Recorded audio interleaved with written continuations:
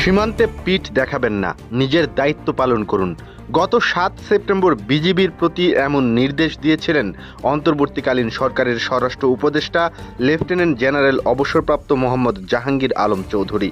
তার এমন নির্দেশের পর কার্যত বদলে গেছে সীমান্তে বিজিবির ব্যবহার। সীমান্তে আর পিঠ দেখাচ্ছে না বিজিবি, নিজেদের দায়িত্ব পালনে মাথা উঁচু করেই সীমান্ত রক্ষা করছে সীমান্তের অতন্দ্র প্রহরীরা। জয়পুরহাটের পাঁচবিবি উপজেলার সীমান্তে বারবার কাঁটাতারের বেড়া নির্মাণের চেষ্টা করছে ভারত। ৪ দিনে ৩ দফায় তাদের বাধা দিয়েছে বর্ডার গার্ড বাংলাদেশ। পাঁচবিবি উপজেলার ধরঞ্জি ইউনিয়নের উচনা ঘোনাপাড়া সীমান্তে গত বৃহস্পতিবার সন্ধ্যায় কাঁটাতারের বেড়া নির্মাণের চেষ্টা করে ভারতীয় সীমান্ত রক্ষী বাহিনী বিএসএফ। বিজিবির বাধার মুখে তাদের সেই চেষ্টা ব্যর্থ হয়ে যায়।